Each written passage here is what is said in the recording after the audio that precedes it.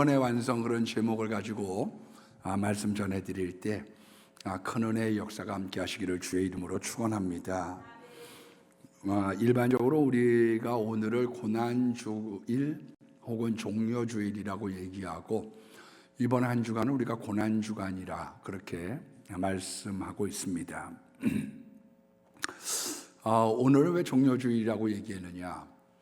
예수님께서 예루살렘에 입성을 하시게 될 때 사람들이 종려나무 가지를 흔들면서 주여 우리를 구원하소서, 거기에서 비롯되어져서 종려주일이라는 별명이 붙여지게 되었습니다.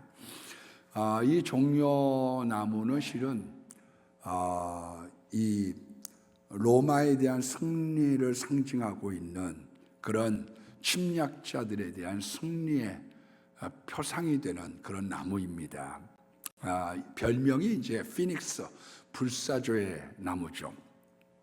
왜냐하면 불에 태워서 다 끄슬려 버려도 거기에서 이제 다시 이 식물이 살아나기 때문에 민족주의를 대표하고 있고, 우리가 로마로부터 패하지 않고 우리는 반드시 승리한다라고 하는 그런 상징적인 나무이기도 합니다. 우리가 아는 것과는 조금 다르게 유대와 로마의 전쟁은 7년을 걸었습니다. 로마 사람들이 자존심이 상할 만큼 상했죠. 근데 맨 마지막 끝날 때 마사다에서 서로가 서로를 죽이는 가운데 자살로 막을 내렸습니다. 나중에 거기 살펴봤더니 제일 많이 남아져 있는, 우리로 따지면 글쎄요, 밑반찬이라고 해야 될까? 이런 주전부리라고 해야지 될까? 그게 제일 많았던 게 뭐냐면 종려나무 열매였다고 합니다. 왜 그런가 하면 종려나무는 죽질 않는데 딱 하나 어떻게 하면 죽느냐 하면 정수리에 있는, 머리에 있는 나무를 가격을 하면 죽습니다. 그래서 이제 이스라엘 사람들도 키파라고 하는 걸 쓰죠. 이런 빵모자를 쓰고 예배 때 들어갑니다. 그게 이제 종려나무에서부터 비롯되어져서 하나님과 나 사이의 이 관계가 삐뚤어지지 않는 한 우리는 결코 죽지 않는다. 하나님과 나 사이의 관계를 정립하고 있는 그런 나무이기 때문이고요. 거기로부터 베레모가 생겼다고 합니다. 베레모의 기원이 어디냐? 그게 이제 키파, 더 깊이 들어가면 종려나무인 것이죠. 그러나 이 사람들은 실질적으로 평화의 왕으로 오셨던, 그런 나귀 타고 오셨던 예수님에 대한 것을 오해를 해서 유대를 로마로부터 해방시켜주는 왕으로 오인했던 겁니다. 그래서 종려나무를 흔들었지만 그 이면에 하나님께서 예수 그리스도로 하여금 만왕의 왕이시고 만주의 주라고 하는 그런 상징적인 의미를 내포해서 이 종려주일에 종려나무 가지를 흔드는 그것을 연출하셨기 때문에 우리가 그것을 믿는 가운데 오늘을 종려주일 혹은 고난주일로 지키고 있는 겁니다. 먼저 이제 한 주간의 삶을 한번 먼저 살펴보면요, 예수님은 월요일 날 성전 정화를 하셨어요. 여러분, 교회가 교회다워진다는 건 아주 중요한 거죠. 교회가 세상과 다르다. 그게 구원의 방주죠. 세상에 물결이 들어오면 방주는 가라앉게 마련이니까요. 그런데 당시는 성전이 강도의 소굴로 변했죠. 왜 그런가 하면 거기에 있는 환전상, 그리고 특별히 먼 곳에서 소나 양을 끌고 올 수는 없다 보니 거기서 소와 양을 갖다가 선택을 해서 제물을 드리는데, 말라기서에 있는 말씀처럼 눈먼 것, 저는 것, 흠이 있는 건 안 되다 보니 그거에 대한 판결을 제사장이 내리고 있는 거예요. 그래서 폭리를 취하게 됩니다. 그 폭리를 가지고 로마의 권력에 뇌물을 주고 뒷돈을 줘서 자기들의 권력을 유지했던 거죠. 그런데 이 성전의 정화 사건, 교회는 교회다워야 돼. 여기는 만민의 기도하는 집, 여기는 그리스도의 몸된 교회. 그런데 여기에 대한 이제 예수님의 성전 정화가 제일 많이 긴장했던 사람은 누구냐 하면 가룟 유다죠. 이거 큰일 났구나. 왜? 로마로 들어가는 돈줄을 가지고 지금 흔들었거든요. 그래서 기민하게 머리가 돌아가기 시작한 겁니다. 화요일이 됐을 때에는 마태복음 26장에 보면 세금과 부활과 율법에 대한 바리새인들의 질문이 있었고 거기에 대한 명쾌한 대답, 나아가서는 바리새인들을 저주하셨어요. 왜? 예수를 믿지 않았기 때문에. 그리고 종말과 재림에 대한 현상들을 말씀을 전하셨습니다. 그리고 이제 수요일 날이 되면 우리가 침묵의 날이라고 얘기합니다만은 예수님은 가만 계셨지만 사단, 가룟 유다, 바리새인들은 발빠르게 움직이기 시작했죠. 그래서 예수님의 죽음을 직감하고 자기도 역모 세력에 연루될 것을 걱정했던 가룟 유다가 은 30냥의 예수님을 거래하기 시작했습니다. 이 세상에 어떤 권력이든지 교회 안도 그렇지만 안과 밖이 내통을 하게 되어질 때 문제가 생기게 되는 거죠. 그래서 그 안에 있는 우리 가룟 유다를 첩자 삼아 예수님을 십자가에 죽게 한 겁니다. 예수님은 누가 자기를 팔 자인 줄 아셨다. 처음부터 아셨다고 요한복음에 기록하고 있습니다. 그러나 예수님은 왜 유다를 뽑아내지 아니하셨느냐? 예수님은 자비에 대해서 이렇게 정의하십니다. 선한 자와 악한 자에게 다 같이 비를 내리신다. 하나님의 자비하심 같이 너희도 자비하라. 누가복음 6장 32절의 말씀에 보면 너희가 잘하는 자들에게만 잘하면 무슨 상이 있으리요? 세인들과 죄인들도 이와 같이 하느니라. 그러니까 내게 잘하든 잘못하든 공평을 가지고 가는 것, 그것을 예수님은 자비라고 말씀하셨고 그 자비의 삶을 실천해 가시는 거죠. 그리고 예수님은 가만 계셨지만 막달라 마리아가 향유옥합을 붓기 시작을 합니다. 300데나리온이나 되는, 오늘날로 따지면 3천만 원 상당의 이 도유를 하게 되죠. 그때 제자들은 얘기합니다. 이것을 팔아 300데나리온을 가지고 가난한 자들에게 도와줬으면 좋았겠다. 그때 예수님께서 제자들을 나무라시죠. 가난한 자들은 항상 너희와 함께 있거니와 이 여자는 나의 장례를 준비했느니라. 이 여인이 행한 일을 어디를 가든지 기념하게 될 것이다.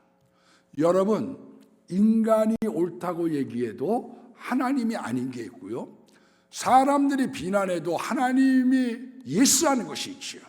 그런데 이 마리아의 사건 중에 예수님의 장례를 준비한 이 막달라 마리아를 칭찬하시면서 예수님의 시각을 보여주시고 있었습니다.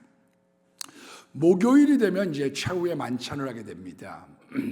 그 최후의 만찬, 우리가 오늘 성만찬을 합니다만은 성만찬에 대한 논란들은 과거부터 많이 있었습니다. 그런데 크게 네 가지 학설로 이렇게 요약이 되어지죠.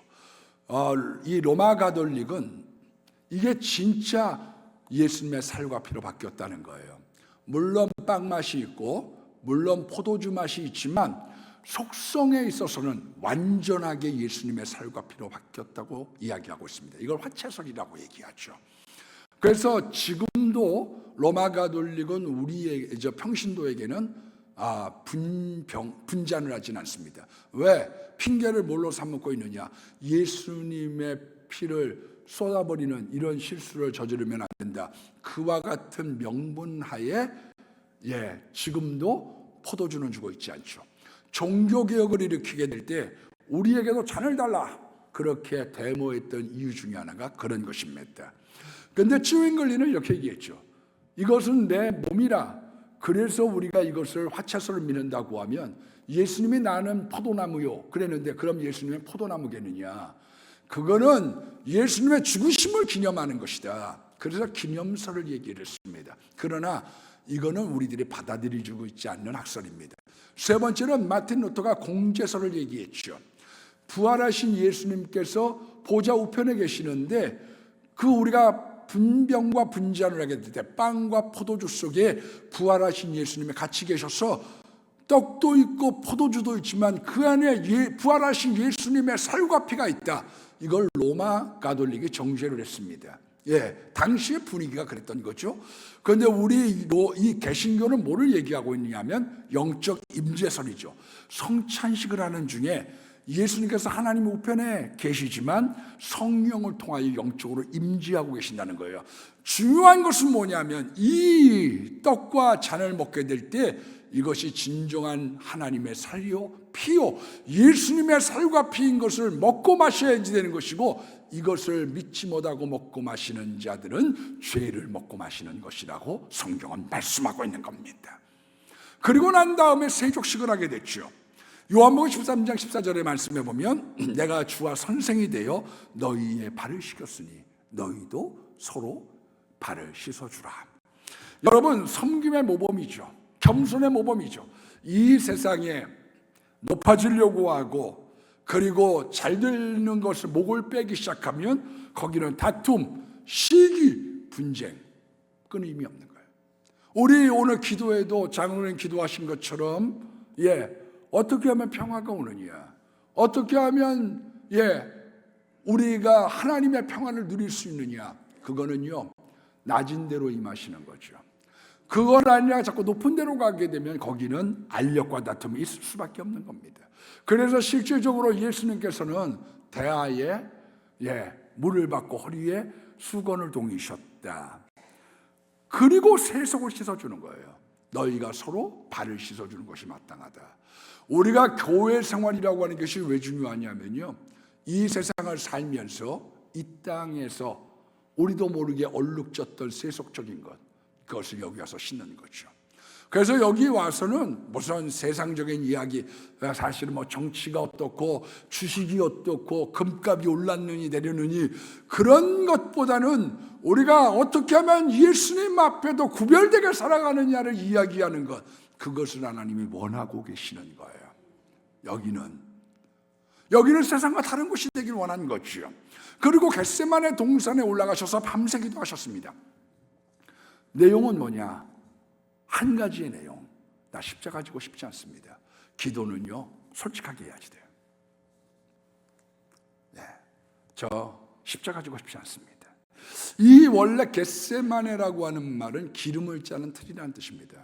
올리브 기름을 짜는 거죠. 그러니까 마음을 짜서 기름을 내는 거예요. 기도는 어떻게 하느냐? 마음을 짜는 거예요. 어떤 분들은 왜 내가 기도가 응답이 없습니까? 그거는 건성으로 기도해서 그렇죠. 정말 마음을 짠다, 거기에는 하나님의 응답이 있습니다. 그래서 승리하시고 난 예수님께서 마음의 평화를 이루었죠. 자신과의 싸움에서 이기셨어요. 내가 기쁨으로 내가 십자가를 지겠습니다. 그래서 여러분, 순교자가 된다는 것은 그 사람이 돌아가셨다는 것보다 더 중요한 게 있습니다. 내가 기쁨으로 내가 죽음을 감당했느냐, 내가 이 일들을 기쁨으로 했느냐, 그거는 굉장히 중요한 갈림길인 거죠. 예수님께서 이제 십자가 앞에서 내가 기쁨을 가지고 나아갑니다. 다 나아가자, 찬미하며 내려가기 시작하지요.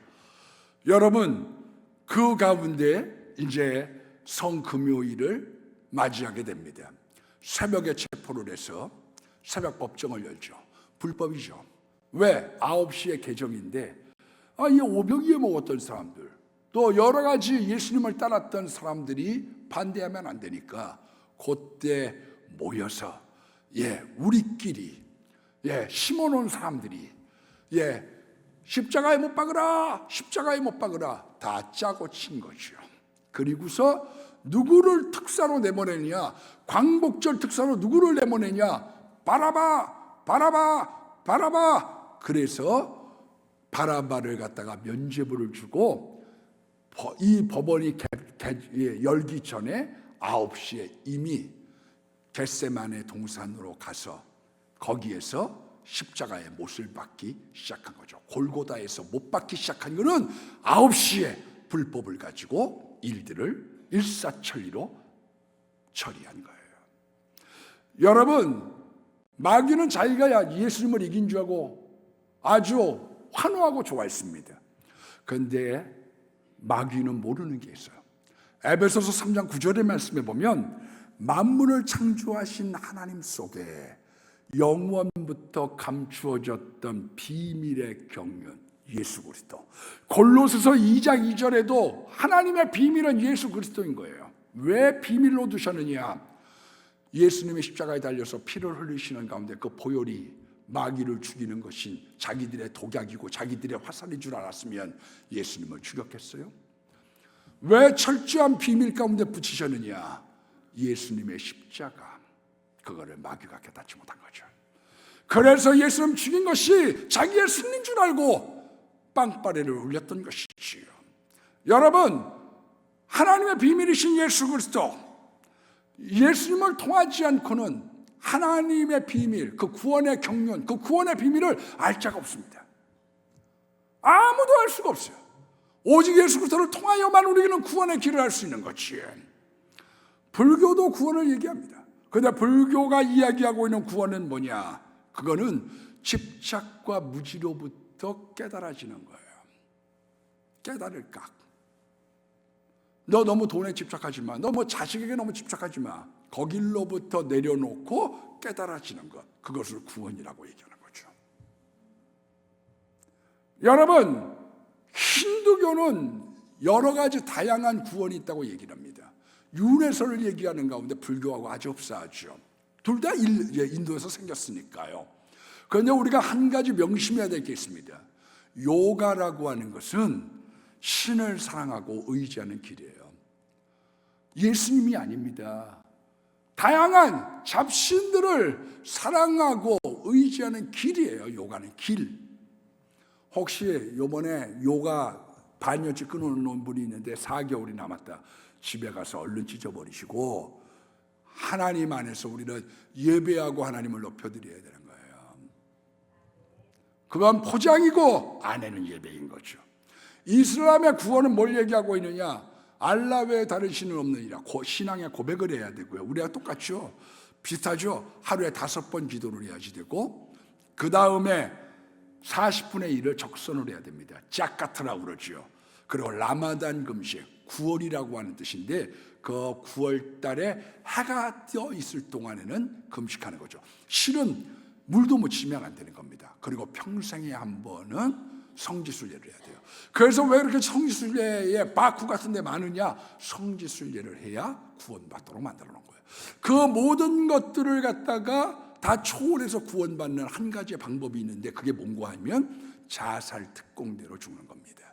그래서 사람들이 자살 특공대로 죽고 나면 낙원에 이르러서 눈 큰 미인 72명을 데리고 살고 있다고 이야기를 가리키고 있으니까 거기 가서 그렇게 달려가고 앉아 있는 거예요.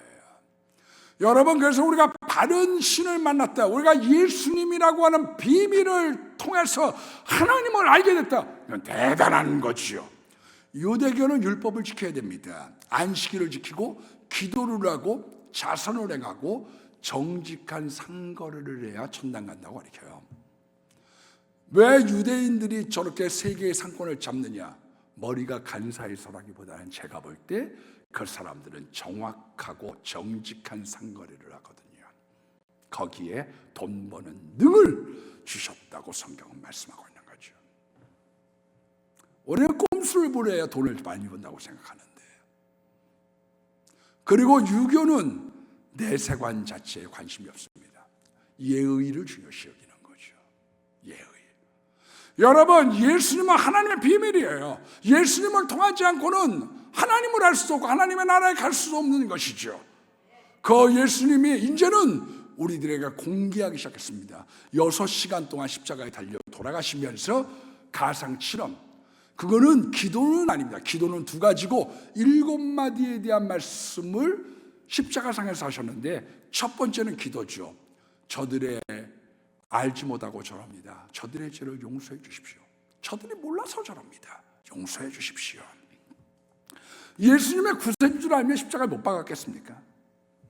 여러분, 역으로 얘기하면 우리가 예수님의 구세주신 걸 알았다라고 하는 건 하나님의 큰 은혜를 입은 거예요. 사도행전 13장 48절에 보면 사도 바울이 이렇게 얘기합니다. 구원받기로 작정된, 영생을 얻기로 작정된 사람들은 다 믿더라. 아무나 믿을 수 있는 게 아니에요. 우리는 아무나 천당 간 게 아니에요, 실은요. 디모데전서 2장 4절에는 모든 사람들이 다 구원받기에 이르고 진리를 알고 구원받기에 이른다고 말씀하고 있지만, 그러나 또 다른 편에서 우리들이 하나님의 비밀, 예수 그리스도를 알았다. 그거는 엄청난 은혜인 거죠. 주님이 열어주신 거예요.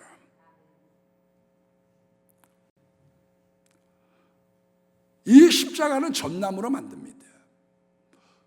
그리고 이 두께는 약 12.7cm, 그리고 높이는 1m 80cm, 무게는 약 40kg.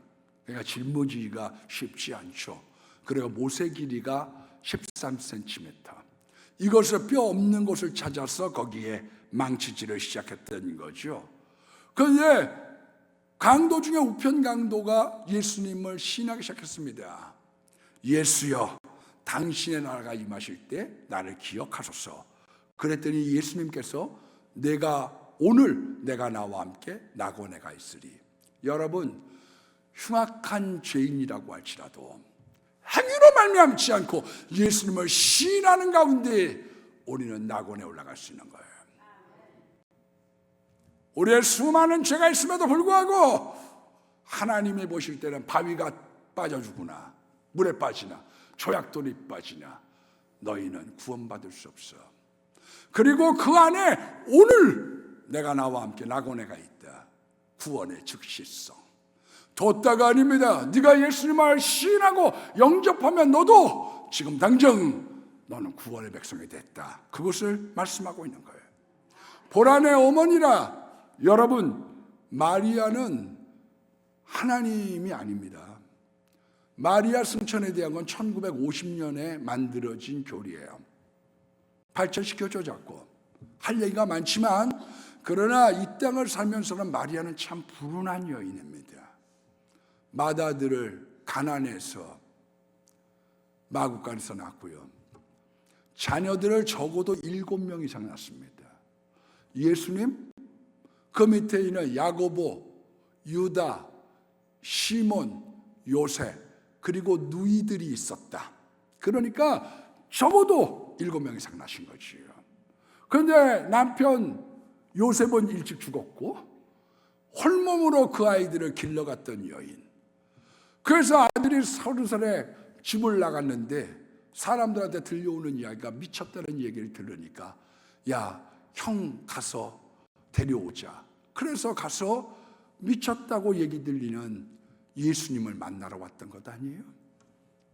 누가 내 형제고 자매냐? 내 아버지의 뜻대로 행하는 자가 내 형제요 자매요 어머니다. 그렇게 말씀하신 이유의 배경이 예수님 미쳤다는 소문이 들었죠. 맨 마지막에 누가복음 2장 35절에 시몬이 마리아에 대해서 이렇게 예언을 합니다. 칼이 내 마음을 찌르듯 하리라. 아들이 십자가에서 비명하고 있는 모습을 봤다. 그 얼마나 가슴 아팠겠어요. 세상적으로 버림받았고 버림받고 비운의 여인, 거기에 대해서 이야기를 합니다. 요하나, 사촌동생이죠. 우리 엄마 부탁해, 우리 어머니 부탁해, 보라 내 어머니라. 기독교는 효도뿐만 아니라 윤리를 가지고 있는 종교예요. 윤리. 지지난주에 얘기한 것처럼 임페라티브, 구원에 대한 것과 임페라티브. 구원받았으면 이렇게 살아야 돼. 예수님은 몸소 자기가 못다한 효도에 대한 것을 위탁을 합니다. 왜 요한에게 했을까? 동생이 4명이나 되는데, 남동생이. 주의 동생 야고보는 AD 62년에 네로 박해 때 순교합니다. 그리고 유다서를 썼던 주의 동생 유다는 종족에 대한 전승은 이 메소포타미아, 그리고 지금 전쟁 중에 있는 이란, 요 페르시아에 가가지고 순교한 것들로 보고 있죠. 그 밑에 있는 동생들은 너무 어렸으니까요. 그래서 예수님을 만 16살쯤 됐을 때 잉태한 걸로 보고 있습니다. 한국 나이로 18살쯤 아기를 낳은 거죠. 예수님을 낳은 거예요. 33살에 돌아가셨으니까, 십자가행을 당하셨으니까 요때의 나이, 마리아는 아마도 49살이지 않았을까. 그리고 AD 66년이 됐을 때, 로마가 침입을 하게 될 때 에베소로 요한이 이 마리아를 모시고 가서 봉양을 합니다. 죽기까지. 그때의 나이가 이미 마리아는 82세 정도 되지 않았을까. 80살 넘은 어머니를 모신 거죠. 예수님을. 왜? 제자들은 다 순교했는데 요한, 자네는 피신해. 예수님이 유언했잖아. 자네는 어머니 돌봐야지. 그래서 요한은 순교하지 않았고 다른 제자들은 다 먼 곳에 가서 순교했고, 맨 마지막에 마리아가 돌아가시고 난 이후에는 거기에 승천했단 말이 있나요? 그거는 가짜 교리입니다. 그 다음엔 사도 요한이 끓는 물 속에 도미티안 왕조 때 들어가서 온몸에 데치고 나왔는데 온몸에 화상을 입고 침대에서 설교를 했죠. 침상에서. 서로 사랑해, 서로 사랑해. 어떤 제자가 좀 다른 말 좀 없습니까? 맨날 그 말씀만 하세요. 내가 다시 너희에게 이르노니 서로 사랑해. 그리하면 너희가 내 제자인 줄 알리라. 초대교회도 마찬가지고 교회가 교인들끼리 서로 사랑하는 건 쉬운 게 아니야. 왜 그걸 당부했느냐? 교회의 서로 사랑은 쉬운 게 아니거든요.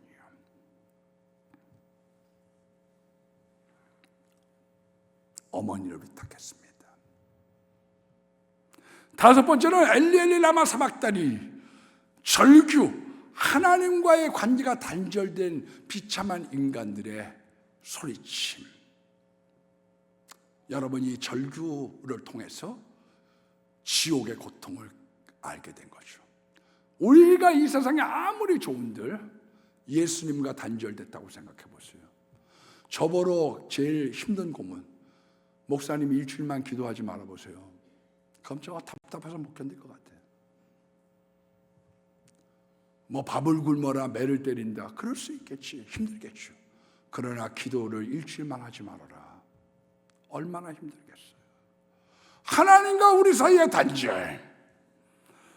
시편 21편 1편에 있는 말씀을 인용을 하셨죠. 그런데 고린도 후서 5장 21절의 말씀에 보면 하나님께서 죄를 알지도 못하신 이를 우리를 위하여 죄로 삼으셨다.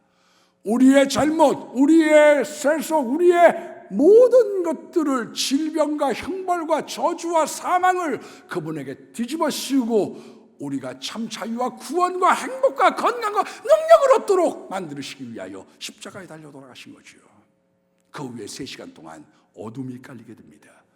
예수님은 그 어두움 가운데 딥소, 목마르다고 얘기합니다. 인간은 목마른 거예요. 이거 생기면 달 줄 알죠? 조금 생기면 그거 가지고는 안 돼. 그래서 아이들한테 너 요번에 반에서 1등하면 자전거 사줄게. 자전거 사준 것 갖고는 안 돼. 왜? 인간은 점점 더. 그래서 왜 칼 막스는 이렇게 얘기했습니다. 소금, 이 권력과 금, 돈이라고 하는 건 소금물과 같다는 거예요. 마실수록 목이 말라. 조금 더. 록펠러, 우리 대한민국을 사고도 남을 돈입니다. 언제까지 돈 벌려고 합니까? 어리를 나 조금만 더 벌고 싶다. 정주영 회장 살아생전에 6조를 갖고 있었습니다. 지금으로 따지면 60조가 되는 돈이죠. 그것도 더 되는 돈이죠. 그런데 돈이 없다는 거예요. 자꾸 목마르니까요. 자꾸 더더하니까요. 그래서 제가 언제 한번 그런 이야기를 했습니다. 우리 모두 선악과를 먹어본 적은 없어요. 그런데 선악과의 맛은 아마 짠맛이 아니었을까. 먹고 나니까 또 목이 말라. 먹을수록 목이 말라. 제가 어느 의학 서적을 잠깐 한번 봤더니 왜 사람들이 바닷물을 먹으면 죽느냐. 그걸 슬링 퀴즈라. 자꾸 짠물을 먹어대기 시작하니까요. 몸에 삼투압이 변화가 생기는 거죠. 양분을 피가 끌어당기는 게 아니라 바깥에서 피를 끌어다니기 시작하니까요. 그래서 소금물 먹고, 그래서 바닷물 먹으면 죽는 거죠. 왜? 돈 하다가 죽는 거고요. 권력 하다가 죽는 거고요. 만족이 없으니까 죽는 거지요. 목마른 인생. 그래서 수가성 여인이 이야기를 합니다. 그 수가성 여인에게 예수님이 이야기를 하죠. 이 물을 마시는 자마다 다시 목마르려니와 내가 주는 물은 영원히 목마르지 아니하리니 내 배에서 솟아나는 샘물이 되리라. 생명강가 생명수 예수, 그분은 생명수가 되시는 거예요. 목마른 인생, 이거 해봐도 목마르고 저 해가도 목마르고, 이 남자 만나봐도 목마르고 저 여자 남자 만나봐도 목마르고, 목말랐던 인생을 해결시켜 주시는 예수님.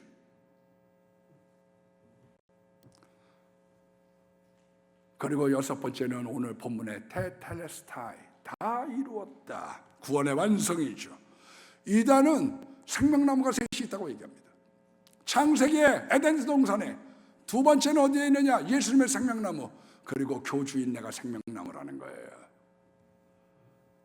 여러분, 구원의 불완전을 얘기하는 사람, 예수 구원의 불완전을 얘기하는 사람은 이단이에요. 우리는 예수 한 분, 그분의 완전한 구원을 이루신 것이요, 완전한 구원. 빚다가 팠어. 이제는 빚 문서를 갖다 찢어버리는 거죠. 네가 이 빚 때문에 노예처럼 살았어. 네가 여기에 마귀의 종으로 살았어. 세상에 매여 살았어. 근데 이거 내가 찢어버려. 내가 너로 하여금 구원과 자유를 주신다고 하는 이 놀라운 하나님의 복음. 맨 마지막이 내 영혼을 주께 위탁합니다. 우리가 예수님뿐만 아니라 우리 모두도 맨 마지막에 해야지 되는 고백, 예수 앞에 설 때에 우리는 언젠가 예수 앞에 서게 될 것입니다. 우리도 언젠가는 세상 떠나가는 날 천국 가게 하소서, 우리도 언젠가는 맨 마지막 주님 앞에 서게 될 겁니다. 그때 해야지 되는 마지막 기도가 뭐냐? 내 영혼을 아버지께 부탁합니다. 여러분, 십자가는 구원의 완성입니다. 내 인생의 고통, 죽음의 고통, 지옥 형벌을 지고 대신 죽으신 그 십자가의 능력인 거죠. 어떤 분들은 설교에 대해서 그렇게 얘기합니다. 저는 꼭 재밌는 웃기는 얘기를 하나 들려고 해요. 어떤 분들은 뭐 이야기하면서 이거 나쁘다는 얘기가 아닙니다.